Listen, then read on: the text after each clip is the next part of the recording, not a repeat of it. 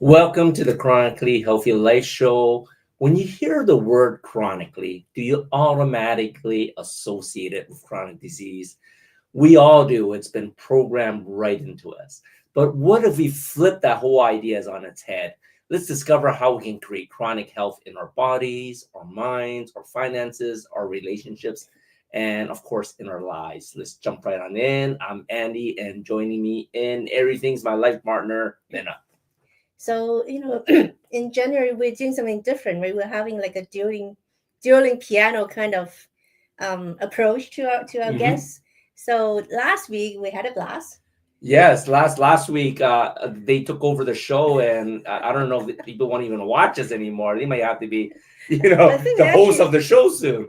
I think we actually went over. I don't We did go know. over. We did go over. So this week we have another great guest to you. So we have two guests. Of course, we're bringing back Christy.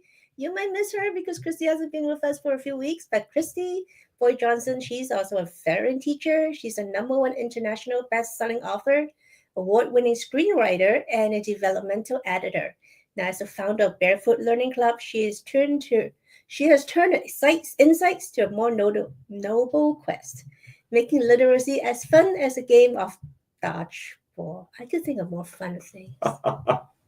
And of course, Christy is one of our chronic health collective coaches too. So that's what we're doing for the month of January. We're getting one of our coaches from our other show, and of course, we're inviting, our funnest guest that we had in over the last 3 years. And our second guest is Tasha Salinas, and we'll let her speak for herself, but she's a spiritual embodiment visionary, which is very interesting. She channels divine wisdom and love, reminding people of their power through curious conversations. And I can guarantee you today, there's got to be a lot of curious conversations. Yeah, we're talking about relationships, and it just so happened that I'm learning like a business mastery thing. And one of the things that Brian Tracy was talking about is that you need to fire your customers, that the ones that you don't like, the ones that you're taking a lot of attention but not making a lot of money, and basically introduce them to your competitors and let them deal with it. It's a great idea. That is interesting. That is interesting because, like you said, I have like two coaches. Coaches always should be getting coaches to get better, right? And they're always saying you need to figure out, who your client is, who you're inspiring to, who wants your help, as opposed to just trying to help everybody. So I can totally relate what Brian Tracy said, and I have a couple of those customers too. So I may have to bounce off the idea and start doing what he recommends too. So I think we're going to have a great show. We're going to have a great show. Sit back, grab your cup of tea, and relax tonight. It's going to be fun and entertaining.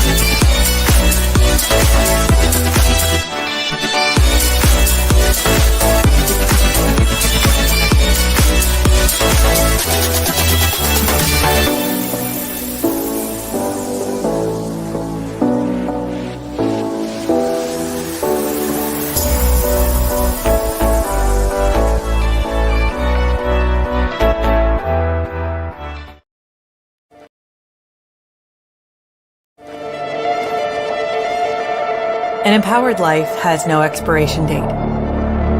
We're all created to do incredible things, like conquer summits, catch big waves, and live our passions. As time goes on, our bodies begin to show signs that things just aren't as they used to be. Our energy levels decline, sleep patterns shift, and recovery slows. But our bodies are masterpieces of design, holding the potential to bounce back better than ever. With X39, we achieved something remarkable in the field of wellness and regenerative science that others could not. By utilizing LifeWave's unique patented technology, X39 uses light to elevate GHKCU, a copper peptide known to support overall health and wellness. Unlike traditional light therapy, which requires external light sources, X39 uses the body's own infrared light to naturally increase vitality, enhancing the body's flow of natural energy for improvements in strength, stamina, performance, and overall health and well-being. With the simplicity of an affordable, non-invasive, non-transdermal patch. As we age, levels of these life-enhancing elements, which are associated with wellness and longevity, begin to decline.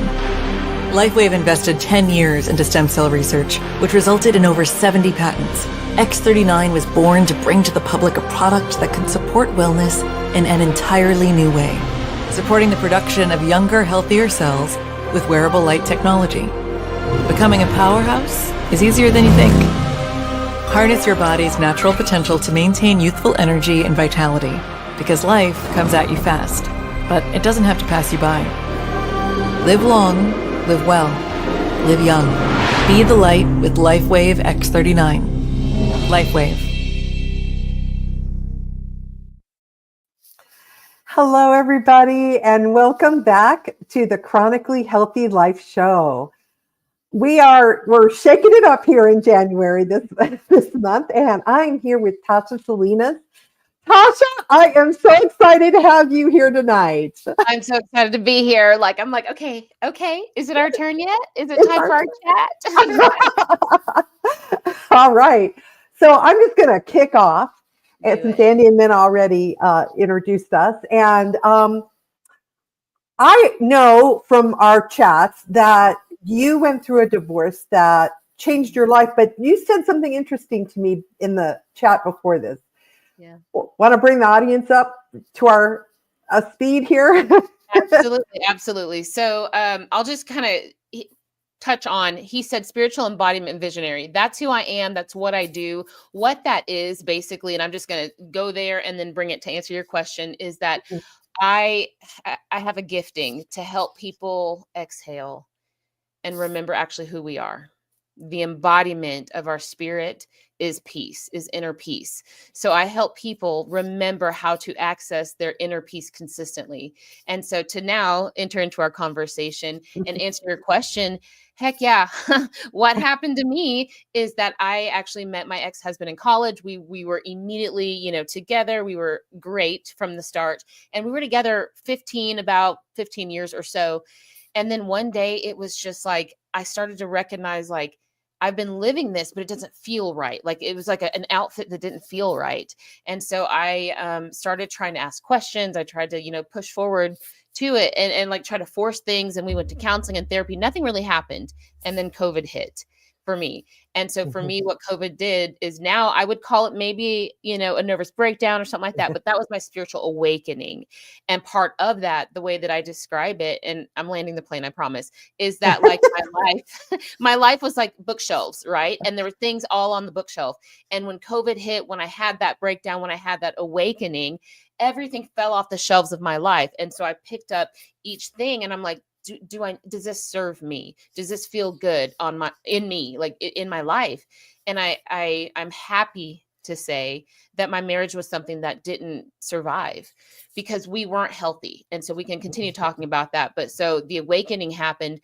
And when I first decided to look at myself, I saw that the closest relationship was not healthy. And that's where it starts for me. Right. Well, actually, I think people talk and have talked a lot about these kinds of topics, but I'm really what I'm really wanting to talk about tonight is I want to talk the awakening part of that and the spiritual journey part of it, because mine was different. I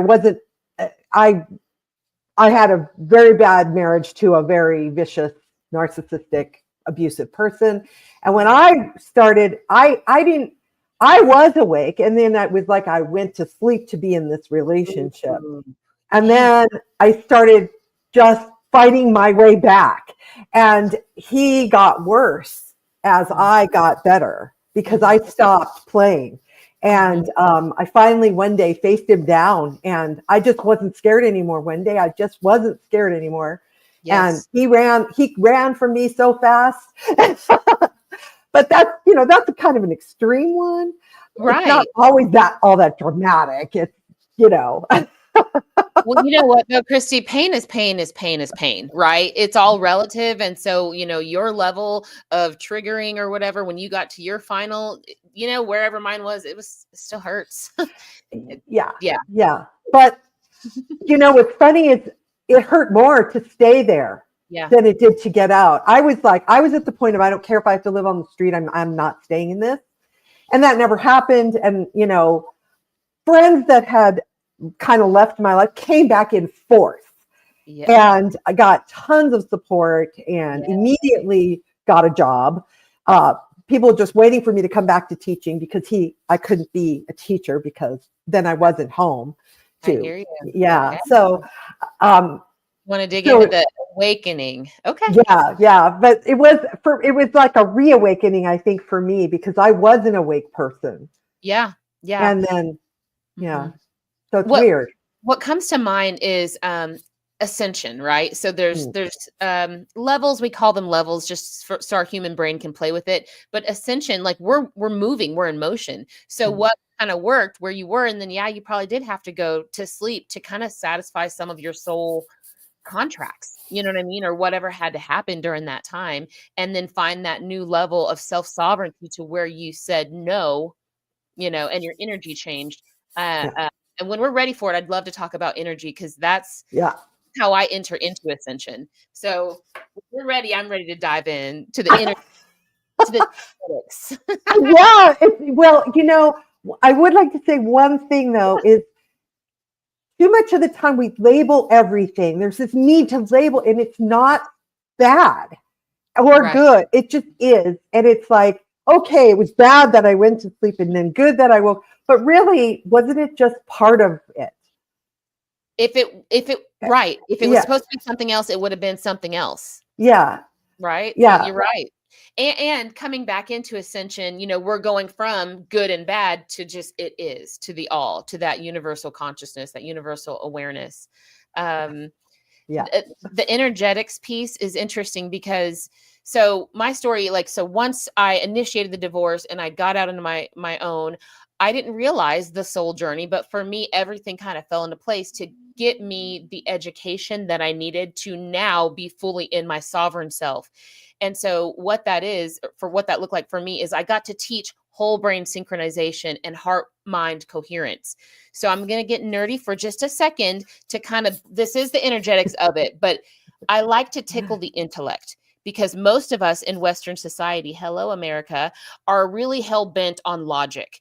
I get it. So I can be cute and we can enter the room in logic, but we're going to play with the emotions. We're going to play with the spirituality, and we're going to play with the energy. Okay. Mm-hmm. So left brain, logical thinking, more masculine type of ideologies in our brain. And then we have our feminine right brain, the more intuitive, the flow, the emotion, whatever. Well, Western society has taught us to be more left brain dominant, so more masculine. And in the unhealthy side of that, we're looking at patriarchy. We're looking at things in our government that are now breaking down, because we're coming back into the emotional intelligence. We are now becoming smart with our emotions. And as we do that, we're becoming emotionally intelligent. We're putting our brain back together, and we're doing it on purpose. We now know, thank you, Dr. Joe Dispenza, and all of the people, but Joe Dispenza was my lover as I came into this world. But anyway, once we get our brain synchronized, then our heart falls in, like the brain waves sync with our heart rate, our heartbeat. I'm just tripping over my words. And as those come into coherence, our aura changes, our energy changes. So to your point, Christy, when you said no, you were like, oh, hell no. Like you were in alignment. And so of course he was repelled. When you're in alignment, what is not on your level cannot, by laws of our universe, be near you, because there is no, you know what I mean? It's a repulsion. We're all connected. We're all in the web, but where you are in the web will determine who's around you. And then all the people that loved you came, they were magnetized back to you. And you were asked to go back into your calling of being a teacher. Like, what the heck? Like, it's all energy. But anyway, I'll stop there because that felt like a big flow. That felt like a big flow. It's a big deal. And it's a really big deal for everyone to realize we have relationships with every single person we meet every single day, even the checker at the grocery store or the person you chit chat with at the gas station, you know, and there's a relationship there. And have you ever had one of those experiences where you pass by someone and there's this happened to me one time. I was outside, I was walking down the street and I passed this gentleman and I looked him in the eye and he looked me in the eye and there was like this heart thing. It was like this energy just went, woo, and he winked at me as he went by and that was it. That was the whole entire exchange, but I never forgot it. I'm like, how long ago was that? How long ago was that? Do you mind me asking? It was probably about 10 years ago. Would you recognize him if you saw him again? I would recognize him in a second. But yet we did not even say a word to each other, but we recognized each other completely. It was. Okay. You ready for this then? For this then? Because I wondered if we were going to talk about this. And I was like, I don't know if this audience is, you know what I mean? So since you brought it up, yes and no. Have I ever had that experience? I'll talk about my experience here in a moment. But I believe, I'm going to say it and I'm just going to put my neck out there. So remember I talked about the left brain, the right brain. So in our soul selves higher up, you know where I'm headed with this. We are one soul and, you know, God, the universe, the divine. And then we individuate into all these little humans that have that same conscious soul, that same conscious awareness. Well, what we're doing in this ascension is that we're all ascending. So as we become healthier in ourselves as a dominant feminine polarity, we magnetize the same soul in the masculine body. And I'm not talking about man and woman, whatever. You can be a woman and be in your masculine energy, or you can be a man and be in the woman energy, because we are in the dimension of duality, of negative and positive charge, left brain, right brain, light, dark, good, bad. Everything even our atoms split, right? And if we want to go cute, we can talk about the Garden of Eden and Adam and Eve and then how all that stuff happened. But it's always a pairing, a coming apart. But when we're going back to the original source, we're coming back together. So to your point, I believe that you guys probably magnetize to each other. And Christy, I would be willing to put $27 that you guys, 27, that you guys will somehow cross paths again, maybe, or maybe that recognition was all you needed because you're there, you're already awake. So it's never about, oh, we're going to be a romantic partner forever. It can be for some people, that is their journey. I mean, bless it, right? But that's a lot of energy, and I don't think the grid of this dimension is ready for all of those pairings romantically. But I do believe there was a reason y'all connected, and I love the fact that you said you would recognize him again 10 years later. Like, oh snap! You better get a hold of me if you do. Oh, I will. But we never even said a word. We just passed. That was it. So it was weird, but. Apparently everything that needed to be said was said. Maybe it was already exchanged on a soul level. How romantic is that? Sorry. There's something so magical when you meet someone that you energetically are aligned with. Yeah. And I've been studying a lot about narcissism lately because narcs are really, really good at the gaslighting you and love bombing you at the beginning. And it can mimic that energy.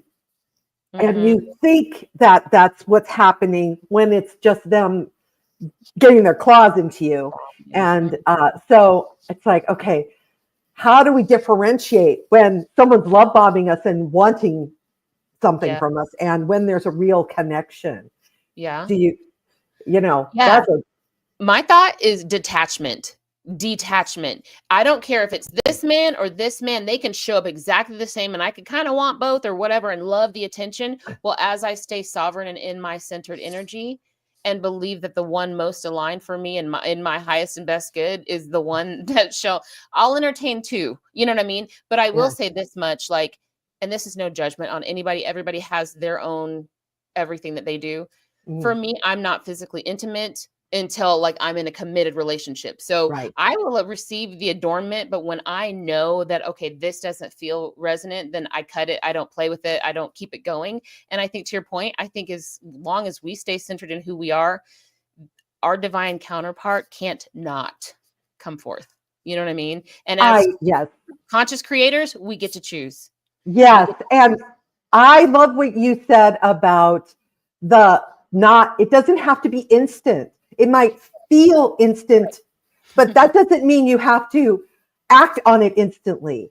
Right. You know, I mean, I think, you know, if we're talking about romantic relationships, dating is for the purpose of finding out who they really are, because they will show you. Yeah. Well, yes, I agree. And when we get on the fifth dimension, which that's that energetic realm, time doesn't exist. We're always ever in the now. So if right now I'm going on a date with someone again, you know, and as I mark that this is, I've had the experience of doing it before, but it's only ever still in the right now moment, I think we'll know as long as we're present and aware and mindful. And that's why we might, meditate. That's why we stay very aware and present to the right now moment to ensure that we're not just checking off a trauma box again. Because we get to unlearn those patterns of trauma. There's no shame. And we all have them. There's no shame. We all have them. It's just, part of living in this 3D matrix that we're breaking free from. Oh, I'm so excited about it. I'm like, oh my gosh, everything they always talked about, all the hippies were right. You know what I mean? And you know what? They were right about heaven on earth in the Bible. Like, don't talk to me about Revelation being scary. Like, that's the happiest day of my life. It was today, heaven on earth. And it goes way past the Bible. I mean, that is such a limited document because of all the shenanigans they pulled with it and taking books out that, you still see it from a lens of consciousnness. Everything we need is still in there. And then the rest of it comes to the book of Enoch, like the Mary Magdalene, all that stuff. It comes, it comes with that claircognizance. I'll tell you what. It does. It comes through many, many other books too. Mm-hmm. And you can always tell when you're reading something that's been channeled or divinely inspired and something that's just like them trying to force something down you, believe this, that's manipulative. And I think my biggest pet peeve with some of any books, really, any books, is when they try to tell you how to think. That's the biggest red flag. And as a former pastor in the Christian church, I loved pastoring. I didn't always preach because I didn't like to tell people how to interpret the word. But if you understand, like for me, it was consciousness. It was always about the action and the knowing and the belief. It's never about boxing people in, and I think that's where we get stuck. Oh my gosh, because that's my whole area with kids. That was my journey with teaching. Really? Okay. I went back to teaching. I'm a little older than you. And so my years of teaching were fighting in that matrix and them watching what they did to the kids in the form of taking away the tools that they needed to actually learn and then blaming them like if you couldn't learn to read, it's your fault. Wow. And I watched all this and I bucked the system and got my hand slapped every Friday in the principal's office and the whole. And when COVID hit for me, I couldn't go back. I was like, I'm done. I can't do this anymore. And now I want to do it for people who are homeschooling or taking alternative ways and say, teaching is easy. It's fun. Kids are great. They're little humans and they're excited and they want to learn. And when you tell them to sit down, shut up and do what they're told, and you have to look at this iPad and click the buttons. No. So I'm right there, that labeling thing. Oh, that kid's dyslexic. That kid's a troublemaker. No, they're not. I never had trouble. I never had trouble with kids. Yes. When I did it my own way. Yes. Well, and you lit up. Talking about you lit up. I love kids. The only thing I can think about is, or as you're speaking, the only thing I can think is like your alchemy, like you're transforming education one kid at a time. And I know we talk about that, but like literally your energetic pulsation, like your energy shot through the roof when you start talking about it. And those shock waves are out there raw. Every child that you touch is probably feeling your love right now and not knowing why all of a sudden they feel so good because their teacher is lit up. And as a mother of a 9-year-old who is in public school and I homeschooled my big kids, like I want him to have you right now. You know? So anyway, jazzed out. Well, I actually moved to this area because a boy that I homeschooled his whole life he's 31 and married, and he and his wife live here, and they love me. They asked me to come here and be close. Yeah. And they live about 10 minutes away from where I live. And I talk to him almost every day there. And he's my boy. I mean, that is amazing. Yeah. He calls me Aunt Chris. They call me Aunt Chris. Mm-hmm. And so, yeah. And it's a real thing. And it's not about, with the littles, it's about, yes, they need to learn to read because that's the essential skill for everything. Right. Yes. But other than that, let them explore. I mean, if think about you as a little human, if you'd been told, okay, now you can read, let's explore. What would you have picked? My gosh. Would you have picked algebra? Maybe not. Maybe you would have. No. But maybe not. Maybe you would have rather have learned about, oceanography or astronomy. Or plants. Plants. Yeah. Yes. I used to pick up grass and like look at the blades of grass into the sun to see like the veins. Oh, I loved it. Yes. So yeah. I know. So that's my thing. I do believe that we're getting close to a break here. So I just saw something flash on the screen. I think that's Andy Minute telling us that.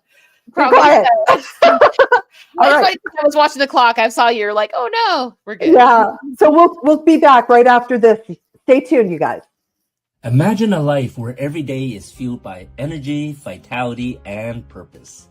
Where age is just a number and your best years are always ahead. Hi, I'm Andy Nam, certified functional nutrition longevity coach, best-selling author, and international speaker. After reversing my own chronic health struggles, I'm now on a mission to help you live longer, stronger, and of course to look younger. I combine biohacking, cutting-edge nutrition, and stem cell technology to unlock your body's full potential. So no matter where your starting point is, I'm going to guide you toward a chronically healthy life. Ready to reverse aging and take control of your future? Connect with me today. Your journey to longevity starts here. Welcome to a reimagined world where kids can't wait to go to school, beg for books to read, math is an exciting game, and teachers get to love teaching again. Meet Christy Boyd Johnson. She's been in the trenches and emerged with the keys to making education a fun, free, and inspiring experience. Email her at barefootlearningclub@gmail.com and chat with her one-on-one. Her philosophy? Foundation plus imagination equals genius. I love that ad. I was like, I know her. Yep. But now let's get back to ascension energies. And yes, one of the things that I've noticed is there's still a lot of fear out there. That, this is crumbling. And I keep telling people, we're watching the fall of Rome here. This is a good thing. Right. The crumbling of existing structures has to happen in order for things to be reimagined and rebuilt in a better way. Yes, I agree. And I believe it's happening anyway. And one thing that I say in my conversations are, let the breakdown break down. It's going to happen. And we get to take every brick from the rubble and rebuild it the way we want it to. So what we can do in the now, because all we ever have is this right now moment, is choose that angle of, my dog's right here barking and he's sleeping. The dogs are asleep and they start whimpering in his sleep. It's kind of cute. Anyway, getting distracted by the dog. Anyway, so I don't even know what I was saying. Goodness gracious. Where was the it? rebuilding. The rebuilding. Yes, we get to choose the experience of it. Thank you for that. We get to say, oh my gosh, look at this mess. This is horrible. Everything's going to crap. Or we could say, you know what? Thank you for this change. And we get to choose our perspective. So in the narrative of awakening, for me, my thought is there's a lot of people who don't understand that we're all awake, period. I think the awakening has happened. I think a lot of people, the vast majority, are blinded by their disbelief in that they're already healed, that they're already able to choose, despite what's going on outside, they can go within and find their peace. And I think that that's kind of why there's a lot of tension going on, because people are all focused. Their energies are outward, trying to make other people change. And as we learn in failed relationships, usually we have to choose ourselves first and put on our oxygen mask first, find the peace within. And that's when, as within, so without, we see a peaceful existence. It's all based on the timeline we choose with our attitude. Absolutely. Yeah. You know, back to the relationship discussion. Yeah. It's not just, romantic marriages, those kind of relations. It's also family, friends. They kind of, sometimes they just naturally drop away. You're on a different path than they are, or you converge for a while and then you go different ways. Or in the case of my family, I have people in my family that are violently hate me because I talk like this, and they can't see it. They think I'm crazy. They think I'm delusional or whatever. And I'm like, and yet my mom and I are healthier than you are. You guys are sick all the time. We're doing better. We're happier. We, turn on music and sing, and you guys complain bitterly about your miserable lives. So I have the same experience. I am very different than my family.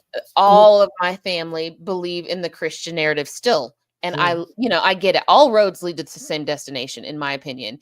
And so, Christy, I'm just going to tell you what I've done, because being the black sheep, like, hello, I'm the one that everybody likes to scapegoat. And I'm like, okay, well, just let them. And for me, it was probably, honestly, to be very, very clear, about 18 months of silence with none of my family. And I don't really care, because I was like, I'm happy, to your point, I'm happy. And then suddenly they start asking me, well, why are you so happy? Are you on drugs? I'm like, no drugs. It's called inner peace, but thank you. You know what I mean? And so what has happened is we have so much trauma and so much yuck in our family history. But what's interesting is, I'm just going to say it, we only live our life through our own perspective. And so as I was like, you know what, they are in their own reality based on their choosing, and I can be whatever in their reality, but in my reality, that's my family, and I'm going to choose to love them even if they are whatever. And so back in November, a few months ago, my sister got married and all the family came in, and it was not my family. It was like the Cosby Show family. It was kind of, it was sickening. And I was like, holy crap. And so I was thinking about, because I went through my own decade of therapy, right? We've all done our time in therapy. And my therapist used to say, when the water in the harbor rises, all boats rise. And I was like, neat, Ben, that's neat. But now living it, and I'm like, oh, snap, I'm the water in the harbor. When I rise, everybody around me rises. I always thought I was one of the damn boats. You know what I mean? So, everything's out of my control. No, I determine where we are based on how I engage with their energies, be it funky or not. So good luck in your endeavors, because it ain't easy. But at the same time, there is life, at least with my family, because there's other things I can talk about that are still on fire. But as far as those relationships, to your point, yes, relationships, they can get strained, and that's a hard one. So yes, I've been doing the same. My thing is, I love them from a distance and allow them. The greatest act of love that I can do is not argue with them or try to prove that I'm right. Maybe I'm not right. Maybe I'm not right, but I don't think so. But I'm not. But number one, I can allow them to be on their own path, but that doesn't mean I have to walk it with them, and it doesn't mean I have to suffer and endure abuse. Right. because they don't like what I'm doing. It's like, it's okay. Okay. Right. Do your thing. Right. I'll do mine. Leave me alone. And I love that because I see a theme now with what you shared about your ex, the narcissism. You had to set a boundary, and with your family and their whatever, you set a boundary. And I don't know if we talked about this, but did we talk about boundaries in our former, not former clip, but our conversation the last time we were on the show? I don't know. I'm going to say it again. I'll say it again. I love to say, well, when I used to teach for my state, like a lot of the state employees, I would teach self-awareness. And there's a lot of people who really struggle with setting boundaries because they're like, but I love them, all this stuff. And I was like, hold on, stop. We get weird about boundaries because we think that it's a brick wall, when in reality, a healthy boundary is like a white picket fence. It's very pretty. It actually draws you in. You can stand on one side of the fence and you can converse and you can talk and you can even walk over the gate and let people in if you so choose, right? But if you so choose not, it's still locked and closed and you're still on that side of the boundary having fun on your land. That's kind of how we can approach boundaries with our family. Hey, listen, if you want to come correct, here's you want to approach my boundary. Well, then this is how you can communicate with me. And I'm really happy to have the conversation, but still I'll go inside if you want to act wild, and we can and run with it. But people get scared to think a boundary is like a hard no. It's not to protect yourself. It's to preserve the relationship, whatever that needs to look like. It is. Yes. And, and have peace on both sides. Yes. And that's how I teach. I always said, I have this, okay, within my boundary, you guys, this is what we're going to do today. You get your choice. We can do this, or we can do this, or we can do this. And then sometimes they would want to rotate through activities, which is fine. But as long as they were in there, they could pretty much do what they wanted, and everybody would be young kids like up, like K through 3. Okay, littles. Okay. Littles. And they would get along. They would help each other. I had kids that I'm having trouble with this math problem. And another kid would just get up and go over and help them. And I created a safe environment for that. Yeah. And then it's magical. And I tell parents, you can do that at home. Yeah. You have, because kids feel safe when they know that within this boundary, they've got this free choice, and you want to teach them that. You want to teach them to make choices. You want to teach them, hey, it's okay. Right now, if you don't want to do math, I'm just doing school stuff because that's what, and you'd rather do reading, that's okay. Go do reading. Go sit over there and get a book and have fun, but don't go running outside and breaking windows, because then we're going to have a problem. Yes. Yes. Well, this is good. This makes me think, again, tying it right back to more relationships. It's like, you have to have some sort of boundaries in all of your relationships. Yeah. You know what I mean? Like, even you and I on our time, we have time boundaries. We have conversational boundaries. I could tell you about what I had for lunch, but why would that benefit the reason we're connecting? No, not necessarily. So I kind of love that. I love that you're passionate about instilling it in the kids, from the start. Because maybe we are actually rebuilding society already without. Yeah. And parents can do it too. It's not hard, and it makes life so much more peaceful. Yeah. And then the boundaries get bigger as the kids get older, because they have to. Right. You can't impose on a 15-year-old who's taking driver training what you would impose on a 5-year-old who you can't, you need to teach not to touch the hot oven. Right. I hear you. But it's the same. It's the same kind of It is, and it's better. Everybody's happier. Yes.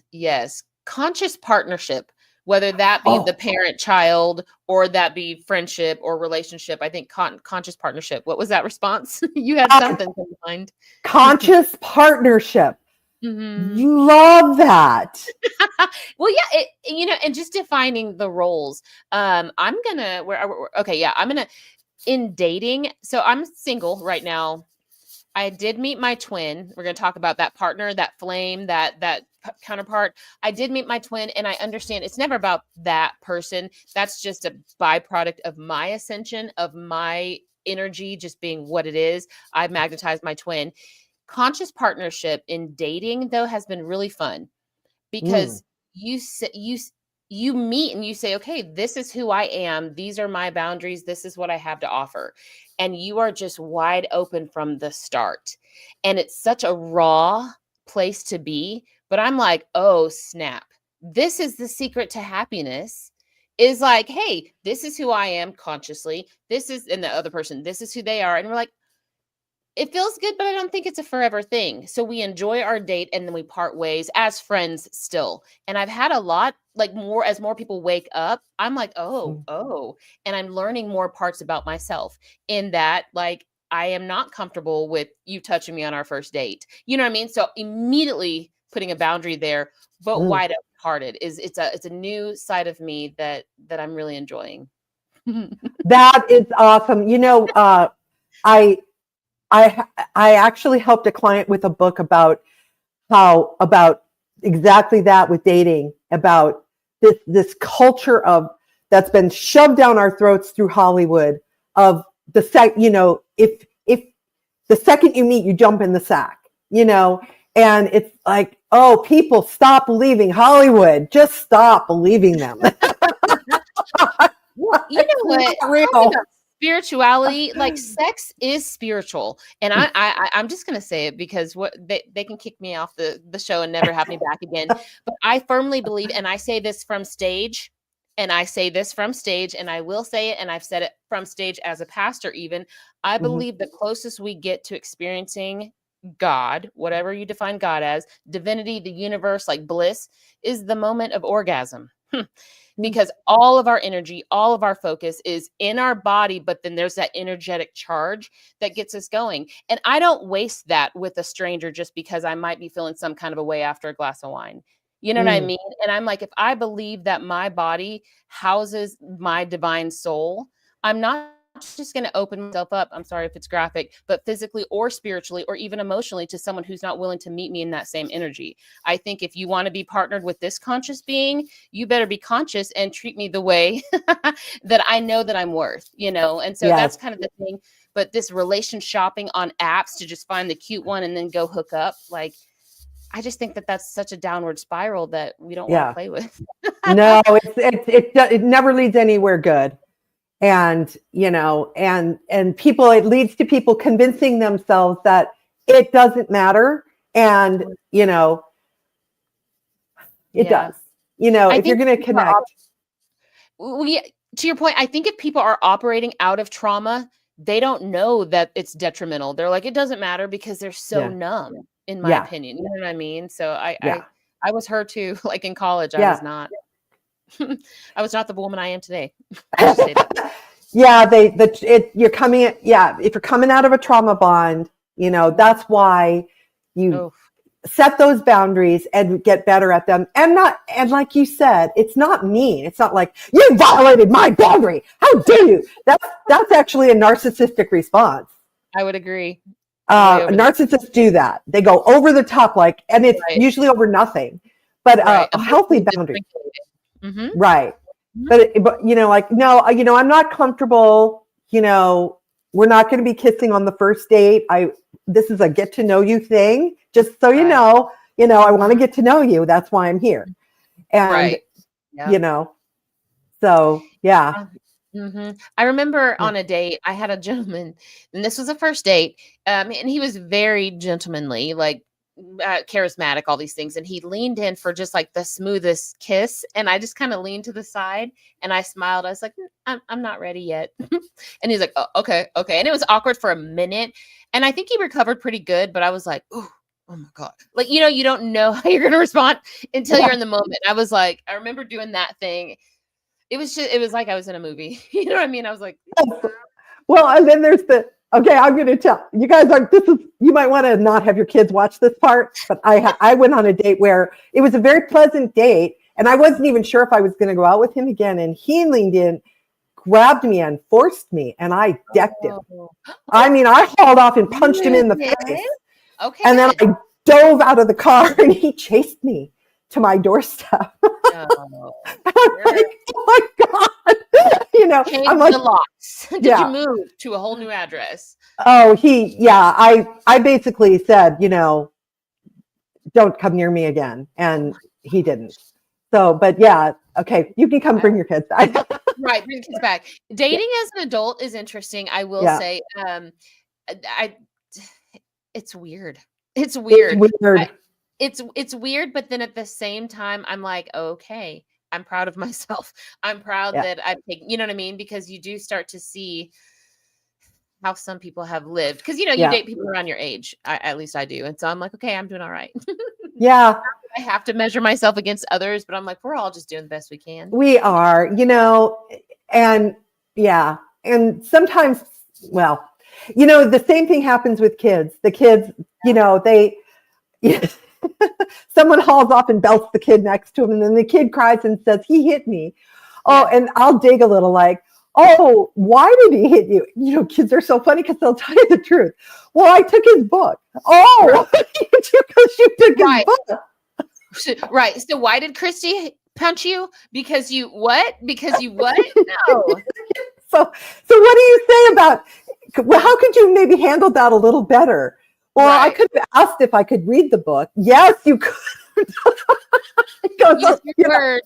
Use your words. And I'll be honest with you, because my first job after my divorce was teaching people tools for self-awareness. So we used to look at behavior trait analyses and just different personality type things.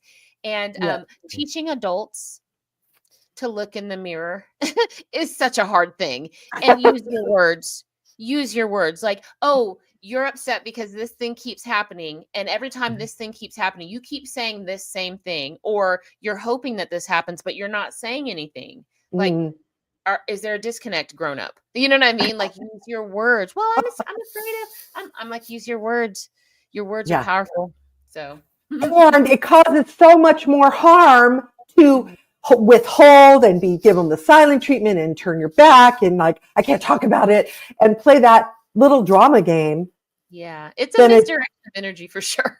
Yeah. Now, I'm a believer that it is okay to say, I'm angry, but I don't want to and I'm going to discuss this with you, but I'm going to calm down first. Yeah, yes. And then go, do whatever you got to, take a walk, whatever, and then come back and say, I'm ready to talk now. Mm-hmm. I think that's very important, showing up in consideration of the other. Yeah, I love that. Yeah, because it's always a give and take. And then the other person knows, there's something going on.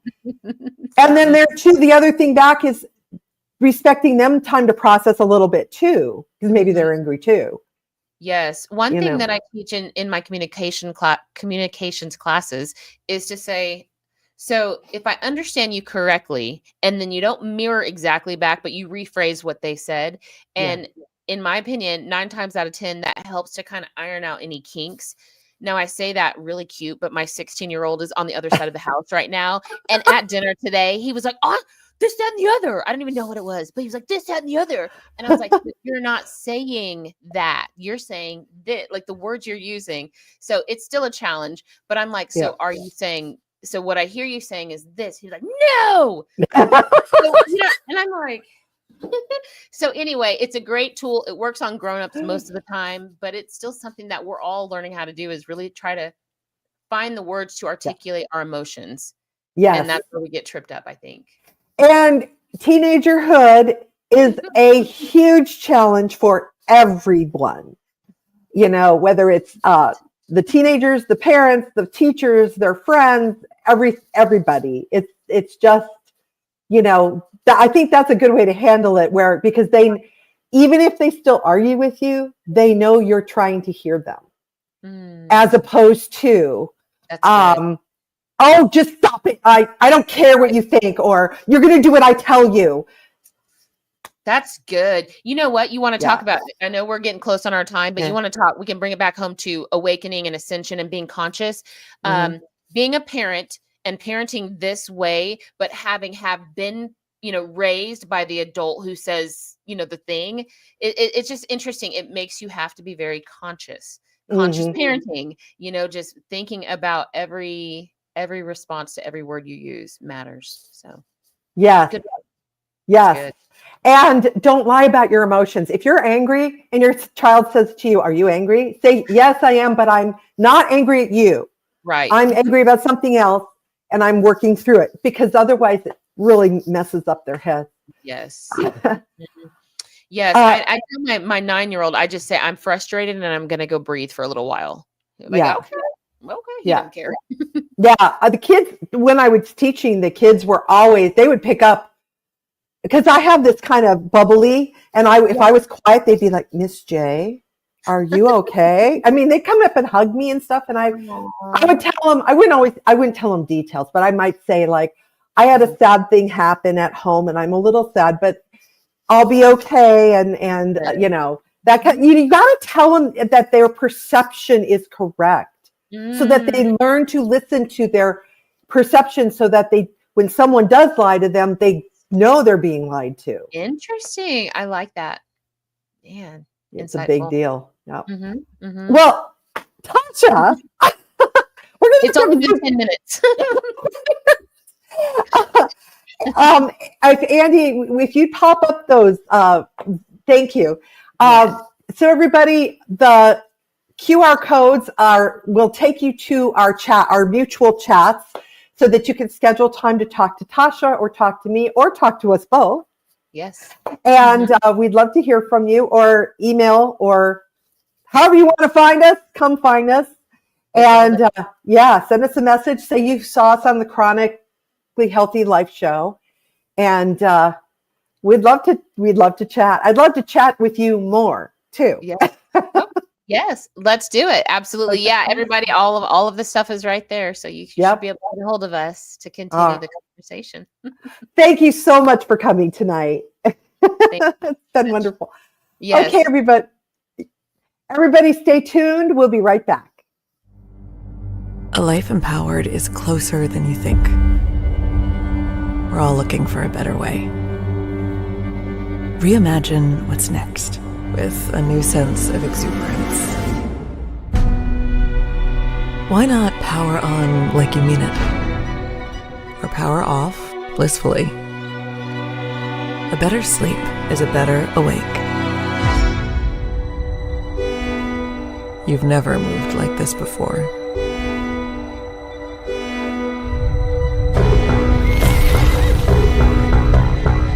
With the energy nature intended.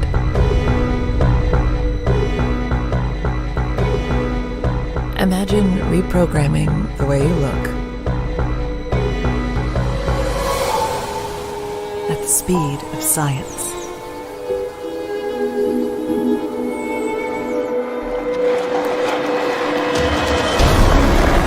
At longevity. At exhilaration. It's next level rejuvenation. Take control of your well-being. From the inside out and outside in. The light within is ready to ignite. Be the light. LifeWave.